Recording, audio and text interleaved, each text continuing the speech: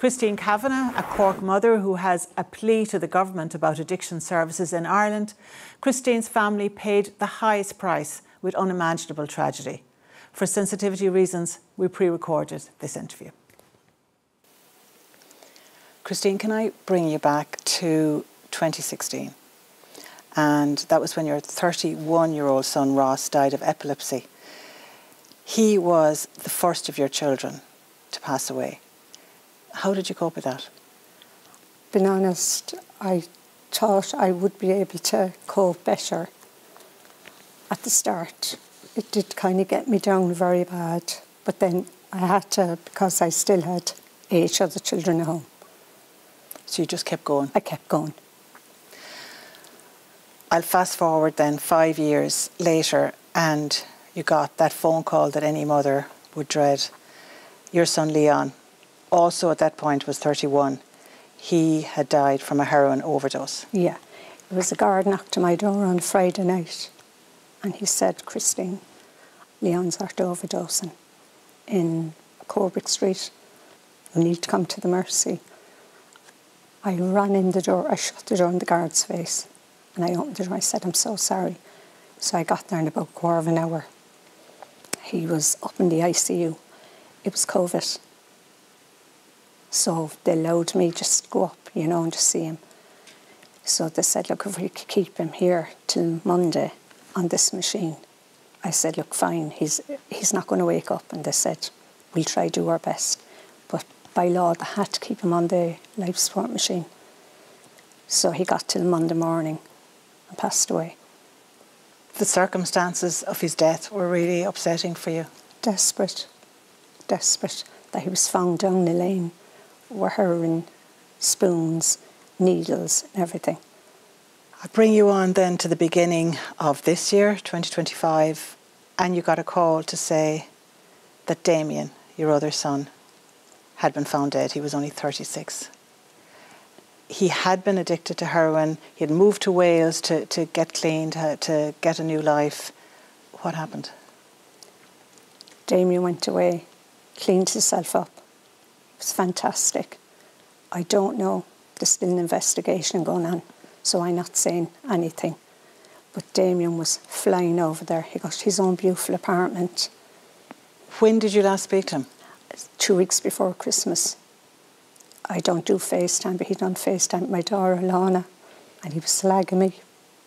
I had green runners. He said, Mum, you've green runners on your feet. Do you think you're 21?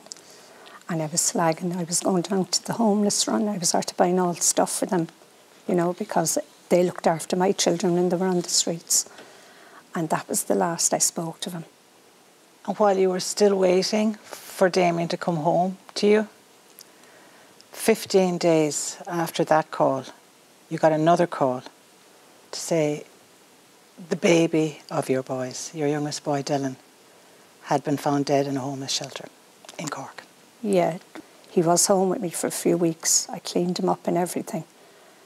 Fine. He went back onto the streets. The drugs were calling him. And he came back when Damien passed away. I had him home for 2 nights. And God love us, he went back out again.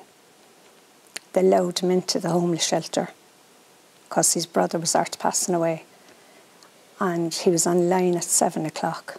And at 11:25, I got the phone call, said that he was after overdosing, a heroin overdose. The news of what had happened to Damien, how did that impact on Dylan, do you think? I suppose, like the whole lot of us said, there's all the same impacts, I say, but I think Dylan, it was the heroin, what he got that day, actually, I say killed him, because there was a bad batch going around. And God loves, he just couldn't help himself. And as I said, I never blamed any of my children for being addicts. Never, and I never will. We reared him, his dad and myself reared him to the best we can. The best we done for them. They're just sick. Do you know how they did get into drugs in the first place? I can never say. I saw it at the start, you know, but as like the attitude, and then like it probably started with hash, which is heroin. They robbed my children. Robbed them.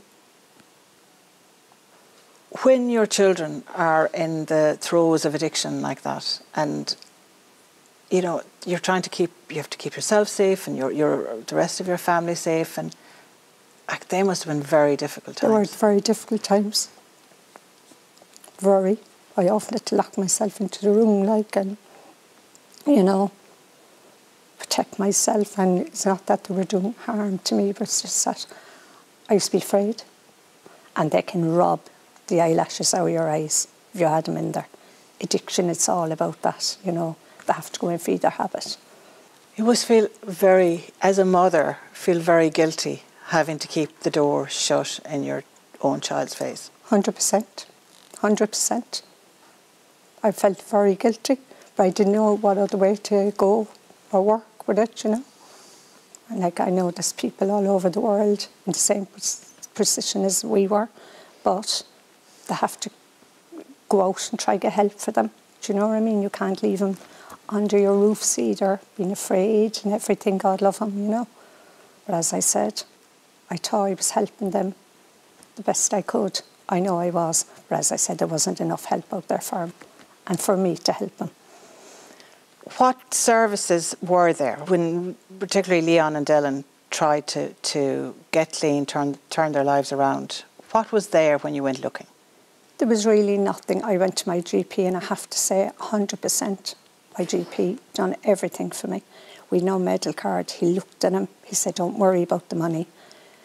There still weren't enough help. I needed to get Dylan taken away at that point. Not in Cork, somewhere far away that he couldn't get into the streets and from the temptation of drugs. But that wasn't there? It wasn't there. No, 100% it wasn't there. And again, to get into drug rehab, inpatient treatment, they won't take you unless you've been clean for a certain number of days. Yeah. So as I said, there's not enough help there for addiction and mental health. Because mental health always comes with addiction. It's 4 months now, only 4 months. Yep. Since Dylan and Damien died, just 15 days apart. You had a double funeral for your son. We had. We'd one open coffin, we'd one closed. And to be honest, it was like when I went down to book their funerals with my children and Damien's partner and the kids.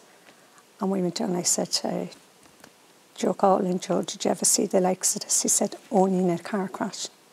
That we had to book double funeral, And they're buried together? Yeah, there's Ross and Leon at one grave and Damien and Dylan are in the other grave. So they're toes to toes alongside my brother-in-law, John. How are you coping now? I'm just being honest. I can't grieve till I heal. What would you say to the government or the drugs minister about the state of drug addiction services in Ireland?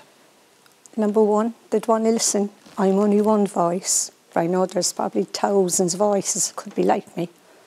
I'm strong. Some people are not strong, but I'd love to meet them and ask them to change, get centres opened.